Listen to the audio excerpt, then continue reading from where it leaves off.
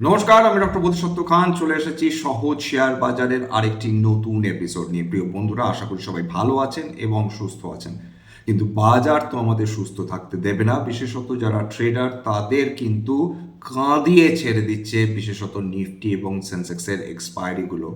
আজকের দিন খেয়াল করে দেখুন, আজকে বৃহস্পতিবার সেন্সেক্সের এক্সপায়ারি ছিল এবং নিফটি এবং সেন্সেক্স দিনের শেষে গিয়ে এমন বিহেভিয়ার দেখাবে সেটা হয়তো কল রাইটার্স পুট রাইটার্স তারা কেউ কল্পনা করতে পারেননি। এবং যারা বিশেষত কল অপশনস নিয়ে কাজ করছেন তাদের কিন্তু মাত্রাতিরিক্ত বিপদ হয়ে চলেছে এবং প্রচুর ট্রেডার্সরা তারা কিন্তু অর্থ নষ্ট করছেন এই মুহূর্তে, এটা বলার অপেক্ষা রাখে না। কারণ গোটা পিরিয়ড অফ টাইম যদি খেয়াল করে দেখেন, একটা সারাটা দিন যদি ধরে দেখেন, বিশেষত আজকের থিটা ডিকে প্র্যাকটিক্যালি হচ্ছিল নাই বলা চলে। অর্থাৎ এই সময়কালে বিশেষত ক্যাশ আসার পরে, অর্থাৎ ক্লোজিং অপশন সিস্টেম আসার পর যেটা দাঁড়িয়েছে, সেখানে কিন্তু এখনও সেখানে ইনস্টিটিউশনাল পার্টিসিপেশনস কিন্তু, অর্থাৎ প্রি মার্কেট ওপেনিং বা পোস্ট মার্কেট ক্লোজিংয়ে কোনো ক্ষেত্রেই মাত্রাতিরিক্তভাবে হচ্ছে না, এই চিন্তাটা থেকে যাচ্ছে। এই ব্যাপারে কিন্তু ট্রেডারদের সতর্ক থাকা দরকার। শুধু তাই নয়, বিগত বছরে যেটা সেবি দেখিয়েছিল রেকর্ডে, যে বিগত বছরে প্রত্যেক সাধারণ রেটেল যারা ট্রেডার্স তারা প্রত্যেকে প্রায় 1,13,000 টাকার লস করেছিল সারা বছর ধরে। এবং মোটামুটি লাস্ট কারেন্ট ইয়ার মানে ফিনান্সিয়াল ইয়ার অবধি যেটা দেখা গেছে, অর্থাৎ পরপর দুটো বছরে 1,13,000 থেকে সেটা বৃদ্ধি পেয়ে দাঁড়িয়েছে প্রায় 1,24,000 টাকার কাছাকাছি। অর্থাৎ রিটেল ট্রেডার্সরা তারা ক্রমাগত লস করে চলেছেন এবং তাদের লসের পরিমাণ কিন্তু বছরের পর বছর বৃদ্ধি হয়ে চলেছে। এই ব্যাপারে সতর্ক থাকার প্রয়োজন রয়েছে। দেখুন, যারা ট্রেডিং করেন সেটা ভুল, সেটা কেউ কখনো বুকে হাত দিয়ে বলতে পারেন না, বলা উচিত না। কিন্তু যিনি ট্রেডিং করতে যাচ্ছেন তিনি যদি উপযুক্ত স্কিল সেটস না নিয়ে তিনি যদি রাস্তায় নামেন, মাঠে নামেন, তিনি যে হারবেন এ ব্যাপারে কোনো সন্দেহ নেই। তার কারণ ট্রেডিং সেইটা কিন্তু জুয়ো খেলার জায়গা না। এখানে টেকনিক্যাল অ্যানালিসিস শিখতে হয়। এটা কিন্তু আপনার একটা একটা কিন্তু রক্ষা কবচ, যেটা ছাড়া আপনি কোনোভাবেই কাজ করতে পারবেন না। যারা ট্রেডার্স রয়েছেন, যারা শর্ট টার্ম ইনভেস্টার্স রয়েছেন, তাদেরকে কিন্তু টেকনিক্যাল অ্যানালিসিস শেখাটা আবশ্যক এবং একটা বিশাল সাগর বলা যেতে পারে সেই টেকনিক্যাল অ্যানালিসিস। সুতরাং যারা সত্যি সত্যি যারা ট্রেডিং করতে চাইছেন বা তারা সম্পদ সৃষ্টি করতে চাইছেন এবং ট্রেডিংয়ের মাধ্যমে, তাদের কিন্তু শিখে তবে কাজটা করা উচিত। যারা long term investors, very long term investors, তাদের ক্ষেত্রে ফান্ডামেন্টাল অ্যানালিসিস শিখতে হবে, রীতিমতন কিন্তু সেইগুলো বুঝতে হবে। তার কারণ যে কোনো শেয়ার তুলে নিয়ে সেখানে বিনিয়োগ করলাম, সেটা করলে আখেরে সম্পদ সৃষ্টি তো দূরের কথা, সেইটা কিন্তু সম্পদ লিটারালি ডিস্ট্রয় করে। এরকম বহু বহু উদাহরণ রয়েছে। সুতরাং আমাদের বিপদ সম্পর্কে কিন্তু অবহিত হতে হবে। মনে রাখবেন, শেয়ার বাজারে 1,000-এরও বেশি, 5,000-এরও বেশি শেয়ার প্রত্যেক দিন ট্রেড করে। সমস্ত শেয়ার তারা একসঙ্গে পারফর্ম করে না, সমস্ত শেয়ার দুর্দান্ত শেয়ার হতে পারে না। এবং বড় বড় বিনিয়োগকারী লেজেন্ডারি ইনভেস্টার্স যারা রয়েছেন, তারাও কিন্তু সমস্ত শেয়ার সঠিকভাবে চিনতে পারেননি। উদাহরণ হিসাবে বলি, প্রয়াত ঝুনঝুনওয়ালার কথা, শ্রী রাকেশ ঝুনঝুনওয়ালা, তিনি তার সবচেয়ে বড় ক্ষতি হয়েছিল কিন্তু দুটো স্টকে, একটা হচ্ছে দেওয়ান হাউসিং ফিনান্স লিমিটেড এবং কিন্তু ইয়েস ব্যাংক। এখানে কিন্তু কয়েকশো কোটি টাকা তিনি লস করেছিলেন। সুতরাং আবার বলছি যে একজন বিনিয়োগকারী সবসময় ঠিক হবেন তা কিন্তু নয়। প্রবাদ প্রতিম ওয়ারেন বাফেট, তিনি কিন্তু তার সংস্থা বার্কশায়ার হ্যাথাওয়ে, তারা কিন্তু প্রথম দিকে পেটিএমে 197 পেটিএমে বিনিয়োগ করেছিল, সেখানে প্রায় 230 কোটি টাকা লস করে তারা ভারতবর্ষ ছেড়ে চলে যায়। অর্থাৎ সবসময় সমস্ত সংস্থা যতই তারা প্রবাদ প্রতীক হন না কেন, তারা সমস্ত শেয়ার নির্বাচনের ক্ষেত্রে তারা কিন্তু ঠিক হবেন না। শুধু তাই নয়, যে শেয়ার যদি নির্বাচন করেন, মাত্র একটা দুটো শেয়ার নির্বাচন করে সব অর্থই যদি তাতে বিনিয়োগ করেন, তাতে কিন্তু বিপদ আরও বাড়তে পারে। কোনো কারণে একটি কোম্পানির শেয়ার সেটা যদি সাংঘাতিক আন্ডার পারফরমেন্স করে বা একেবারে লাটে উঠে যায়, বছরের পর বছর ক্ষতির মুখোমুখি হতে থাকে, তাদের ম্যানেজমেন্টে যদি সৎ উদ্দেশ্য না থাকে, তাহলে গোটা ইনভেস্টমেন্ট ডুবে যেতে পারে। সুতরাং সাধারণ বিনিয়োগকারীকে তাকে কিন্তু তার অ্যাসেট ডাইভার্সিফাই করতে হবে। যদি শেয়ার বাজারে বিনিয়োগ করেন, 1, 2, 3টে শেয়ার নিয়ে ট্রেড করলে মহা বিপদ। এবং সেই ক্ষেত্রে যত বেশি কোয়ালিটি সংখ্যক শেয়ার্স তাদের হাতে থাকবে, তত কিন্তু ভালো, তাদেরকে ততাধিক প্রোটেকশন দেবে। এবং সেই ক্ষেত্রে কিছু মানুষকে সেটা বুঝতে হবে যে সমস্ত গ্রোথ ফেসিং স্টক নিয়ে নিলাম, কোনো ডিফেন্সিভ আমার পোর্টফোলিওতে থাকলো না, কোনো এরকম কোম্পানি আমার পোর্টফোলিওতে থাকলো না যার বিশাল বড় প্রোটেকশন বা মোট রয়েছে, কোনো মনোপলি, ডিওপলি, ট্রায়াপলি থাকলো না আমার পোর্টফোলিওতে। এইগুলো কিন্তু বিপদের কারণ হয়ে দাঁড়ায়। যাই হোক, আজকের আরেকটা ব্যাপার আপনাদের নজরে রাখতে হবে যে এই যে ফরেন ইনস্টিটিউশন ইনভেস্টার্সরা আমাদের ভারতীয় শেয়ার বাজারে বিনিয়োগ করেন, তারা কিসের ভিত্তিতে বিনিয়োগ করেন এইটা আপনাদের জেনে রাখার প্রয়োজন রয়েছে। একটা কোম্পানি যার নাম হচ্ছে মর্গান স্ট্যানলে MSCI, তারা কিন্তু যেটা করে থাকে, তারা সমস্ত সামগ্রিক বিশ্বে 156টা দেশে তারা ইন্ডেক্স বা সূচক তৈরি করে MSCI। এবং এই MSCI তারা ভারতবর্ষে যেরকম বিনিয়োগ করার জন্য নির্দিষ্ট কয়েকটা সূচক তৈরি করে রেখেছে, এবং সেই সূচকগুলোর মধ্যে তারা কিছু স্টক ইনক্লুড করে, কিছু স্টক তারা বের করে দেয়। এবং এই MSCI ইন্ডেক্সকে বলা হয় হচ্ছে চোখ, এরা চোখ হিসাবে কাজ করে বিদেশি বিনিয়োগকারীদের। অর্থাৎ বিদেশি বিনিয়োগকারীরা MSCI ইন্ডেক্সে, সেটা লার্জ ক্যাপ স্মল ক্যাপ যাই বলুন না কেন, সেই ইন্ডেক্সগুলোতে দেখে যে কোন কোন স্টকগুলোকে ইনক্লুড করা হচ্ছে, কোন কোন স্টকগুলোকে এক্সক্লুড করা হচ্ছে। তার ভিত্তিতে কিন্তু তারা সিদ্ধান্ত নেয় যে বিশেষ কোন কোন স্টকগুলোতে তারা ঢুকবে বা বিশেষ কোন কোন স্টকগুলোকে তারা এক্সিট করবে। MSCI স্মল ক্যাপ ইন্ডেক্স তারা একটা লিস্ট রিলিজ করেছে, যেখানে তারা কয়েকটা স্টক, স্মল ক্যাপের ক্ষেত্রে বলছি, কয়েকটা স্মল ক্যাপ স্টক তারা নতুন করে নিজের ইন্ডেক্সে তারা ইনক্লুড করতে চলেছে, কিছু স্টককে তারা ইন্ডেক্স থেকে বের করে দিতে চলেছে। এর মধ্যে কয়েকটা স্টকস যেগুলো MSCI India small cap index থেকে বেরিয়ে যাচ্ছে, তার মধ্যে রয়েছে Amagi media labs, Ather energy, urban company, E2E networks, মাফ করবেন, এদেরকে ইনক্লুড করা হচ্ছে MSCI ইন্ডেক্সে।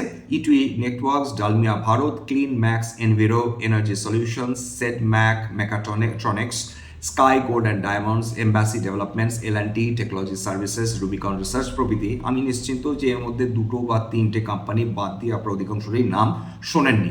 এছাড়া যে স্টকসগুলোকে বের করে দেওয়া হচ্ছে MSCI স্মল ক্যাপ ইন্ডেক্স থেকে, তার মধ্যে অরিয়ন প্রো সলিউশনস রয়েছে, লেটেন্ট ভিউ অ্যানালিটিক্স রয়েছে, GMR power and urban infra রয়েছে, CMS ইনফোসিস্টেমস রয়েছে, ICRA, Mastek, Mas financial services, network 18, Nippon India life asset management, Rallis India, Ratan India power, trans rail lighting, valor estate প্রভৃতি। এইগুলো থেকে তারা এক্সিট নিচ্ছে। যাক, আজকের ডলার সেইটা টাকার তুলনায় শক্তিশালী হয়েছে, লাস্ট ট্রেড করছিল 95 টাকা 43 পয়সা। এবার যেটা আমাদের মাথায় রাখতে হবে যে গোটা বিশ্ব জুড়ে সেখানে কিন্তু স্টক মার্কেট র্যালি করছে। এশীয় মার্কেট সেই যে কস্পিতে প্রায় 22% পতন হয়েছিল, তারপর থেকে লাগাতার র্যালি চলছে এশীয় বাজারগুলোতে, বিশেষ করে জাপান, কোরিয়া এবং তাইওয়ানে। আজকেরও সেখানে কোনো ধরনের কিন্তু আলাদা কিছু হয়নি। আজকের এই দেশগুলোর স্টক মার্কেটগুলো আবার ফার্দার র্যালি করেছে। আর্টিফিশিয়াল ইন্টেলিজেন্স ডেভেলপমেন্ট কোম্পানিগুলো দুর্দান্ত র্যালি করে চলেছে। এশীয় বাজারগুলোর বৃহস্পতি এই মুহূর্তে তুঙ্গে। একই কথা বলা চলে আমেরিকান মার্কেটে, সেখানে ন্যাসড্যাক বিগতকাল তার আগের দিন কন্টিনিউয়াস র্যালি করছিল। আজকেরও Nasdaq, Dow Jones, Standard and Poor's তারা কন্টিনিউয়াসলি কিন্তু র্যালি করে চলেছে। অর্থাৎ কেবলমাত্র ভারতবর্ষ যে আধারে ছিল সেই আধারেই রয়েছে। শুধু তাই না, যে কোম্পানিগুলো ভারতবর্ষের অতি উৎকৃষ্ট মানের কোম্পানি, সেই কোম্পানিগুলো কিন্তু আজকের মার্কেটকে, বিশেষ করে নিফটি এবং সেন্সেক্সকে টেনে নামিয়েছে, এইটা বলা যেতে পারে। যদি খেয়াল করে দেখেন, আজকে রিলায়েন্স ইন্ডাস্ট্রিজ সেইটা নিফটিকে টেনে নামিয়েছে, ICICI bank, Adani enterprises, axis bank, HDFC ব্যাংকের তো বিগত 2 বছর ধরে যে চরম খারাপ অবস্থা চলছে সেখান থেকে এখনো বেরোতে পারেনি এইচডিএফসি ব্যাংক, সেটা টেনে নামিয়েছে। উইপ্রো, আদানি পোর্টস, বাজাজ ফিনান্স, যে কোম্পানিগুলোর নাম বললাম তারা আজকে প্রত্যেকেই নেগেটিভে বন্ধ হয়েছে, প্রত্যেকেই নিফটির অংশ, নিফটি 50-র অংশ। এবং এটা থেকে যদি এই কোম্পানিগুলো অর্থাৎ ভারতবর্ষের সেরা কোম্পানিগুলোই যদি পতন দেখে, সেক্ষেত্রে নিফটি নতুন করে কিভাবে উত্থান দেবে, বিশেষত যারা কন্টিনিউয়াসলি আন্ডার পারফর্ম করে চলেছে তার মধ্যে দুটোর নাম বলতেই একটা রিলায়েন্স ইন্ডাস্ট্রিজ এবং একটা এইচডিএফসি ব্যাংক। এদের ওয়েটেজ কিন্তু নিফটিতে প্রায় অনেকটাই বেশি অন্যান্য কোম্পানির তুলনায়। সুতরাং এরা যদি সামগ্রিকভাবে পতন দেখে, সেক্ষেত্রে নিফটির উত্থান দেখার সম্ভাবনাটা প্রায় নেই বললেই চলে, অন্তত যেদিন এইসব ঘটনা ঘটে থাকে। আজকে আমরা ক্রুড অয়েলের দামটা একটু দেখি। দেখুন, লাস্ট ডেটা পাওয়া অবধি ক্রুড অয়েল প্রায় 3.5% কাছাকাছি নিচে নেমে ট্রেড করছিল। ব্রেন্ট ক্রুডও তাই, অর্থাৎ ক্রুড অয়েল $80, ব্রেন্ট ক্রুড মোটামুটি ওই $84 আশেপাশে নেমে ট্রেড করছিল, মানে $85 আশেপাশে নেমে ট্রেড করছিল। প্রাকৃতিক গ্যাস প্রায় 2%-এর উপর পতন, এবং সোনা যেটা বিগত কয়েকদিন ধরে দারুণ র্যালি করছিল, সেটা লাস্ট প্রায় 0.25% পতন নিয়ে ট্রেড করছিল। রূপো প্রায় 0.1% পতন নিয়ে ট্রেড করছিল। কয়েকটা কোম্পানির রেজাল্ট বেরিয়েছে, এর মধ্যে সোলার ইন্ডাস্ট্রিজ ডিফেন্স কোম্পানির অন্তর্গত, এরা দুর্দান্ত রেজাল্ট করেছে এবং তার ফলে সোলার ইন্ডাস্ট্রিজের কিন্তু শেয়ার আজকের আউটস্ট্যান্ডিং র্যালি করেছে, প্রায় 8%-এর কাছাকাছি র্যালি করেছে। এরা কিন্তু 353 কোটি টাকা এদের প্রফিট আফটার ট্যাক্স ছিল জুন 2025-এ, সেটা 658 কোটি টাকা, অর্থাৎ প্রায় 86% বৃদ্ধি করেছে তাদের মোট প্রফিট আফটার ট্যাক্স। এর ফলে সোলার ইন্ডাস্ট্রিজে কিন্তু আজকে প্রায় 8.5%-এর কাছাকাছি র্যালি করেছে। টাটা মোটরস লিমিটেড বা টাটা মোটরস যেটা কমার্শিয়াল ভেহিকেল, সেটা বিগতকাল আলোচনা করেছিলাম কি আউটস্ট্যান্ডিং তারা পারফরমেন্স করেছিল। ঠিক একইভাবে টাটা মোটরস প্যাসেঞ্জার ভেহিকেলস, তাদের রেজাল্ট কিন্তু বিনিয়োগকারীদের বেশ হতাশ করেছে বলা যেতে পারে। বিগত বছর পোস্ট মাইনরিটি প্রফিটের কথা বলছি, সেটা জুন 2025-এ 3,871 কোটি টাকা তাদের প্রফিট ছিল। এইবার জুন 2026-এ তাদের নেট প্রফিট কমে দাঁড়িয়েছে মাত্র 843 কোটি টাকা, অর্থাৎ 78% কিন্তু তাদের প্রফিট কমে গিয়েছে। এছাড়া ম্যাক্স হেলথ কেয়ার প্রফিট বৃদ্ধি করেছে সামান্য হলেও, ইপকা ল্যাবস খুব ভালো প্রফিট করেছে, এবং গোদরেজ ইন্ডাস্ট্রিজ তাদের প্রফিট সিগনিফিকেন্টলি কমেছে। জুবিলেন্ট ফুডস তাদের প্রফিট মোরালেস প্রায় একই রয়েছে, শুধু উল্লেখযোগ্য কিছু নেই। আজকে যে কোম্পানির বিভিন্ন যদি সেক্টরসগুলো দেখেন, এর মধ্যে আমাদের যেটা দেখতে হবে যে নিফটি ইন্ডিয়া ডিফেন্স আজকের ভালো পারফরমেন্স করেছে, প্রায় 1.5%-এর বেশি উত্থান।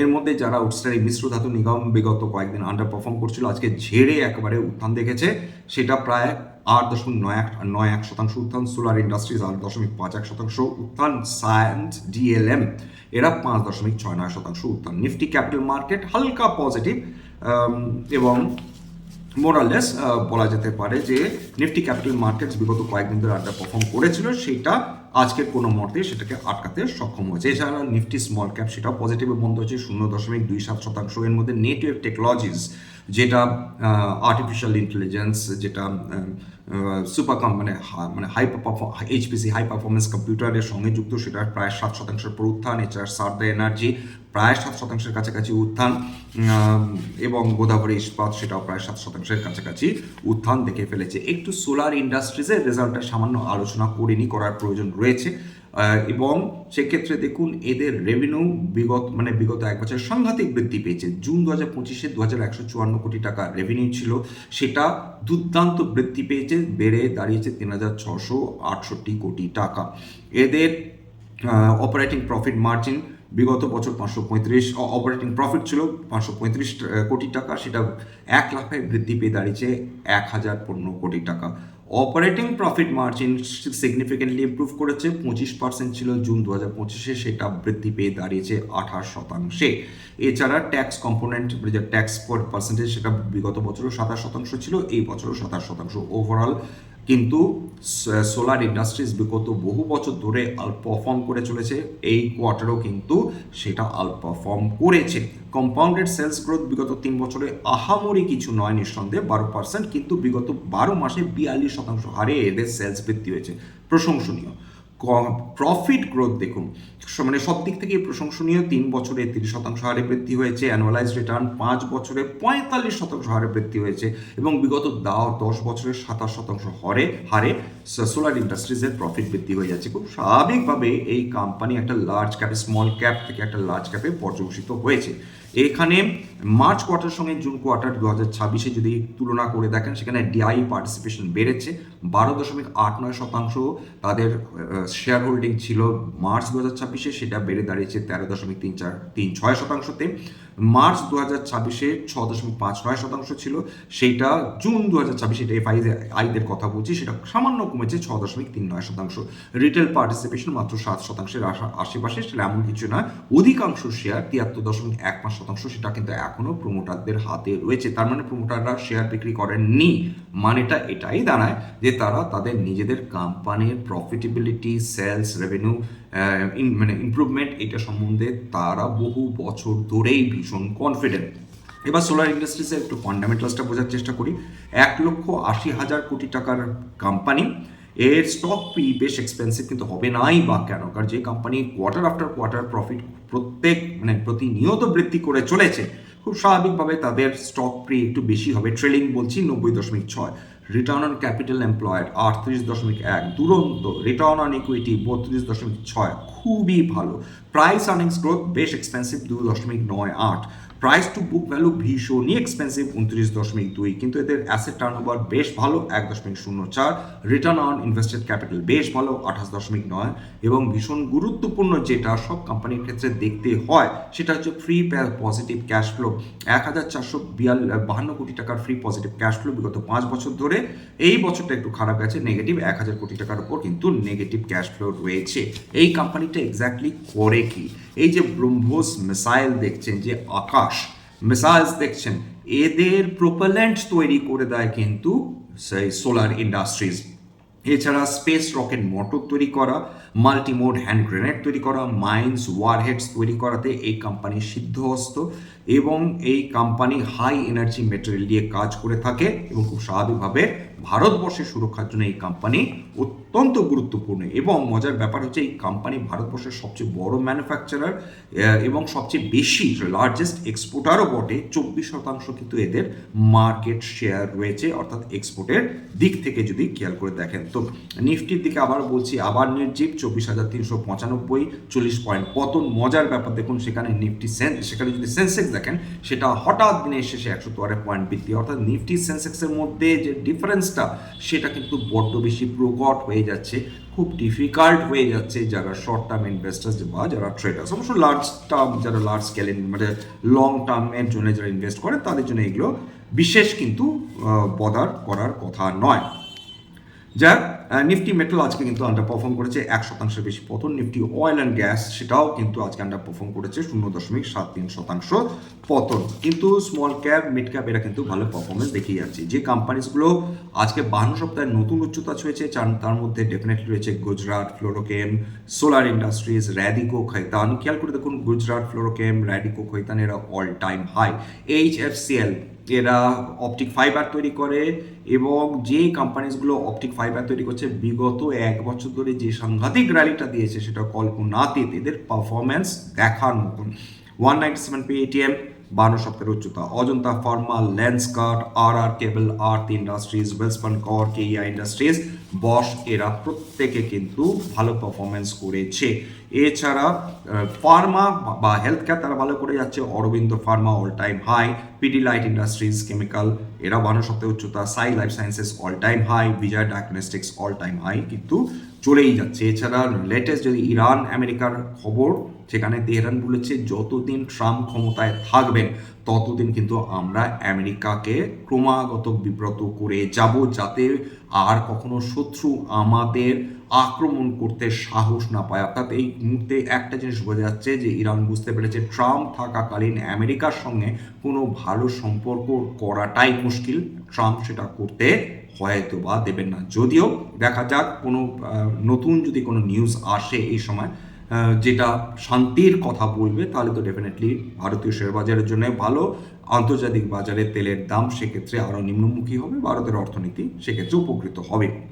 সুতরাং এই সময়ে আমাদের এখন অপেক্ষা করা ছাড়া কিছু করার নেই, কেবলমাত্র অপেক্ষা করা, গোটা ব্যাপারটাকে বোঝার চেষ্টা করা, দেখা, সেইটুকুনি। এখানে শেষ করছি। স্ট্যান্ডার্ড ডিসক্লোজার, যে কোম্পানিজগুলো নিয়ে আলোচনা করলাম তার মধ্যে কোনো কোম্পানিতে আমার কিন্তু বা আমার পরিবারে ইনভেস্টমেন্ট নেই।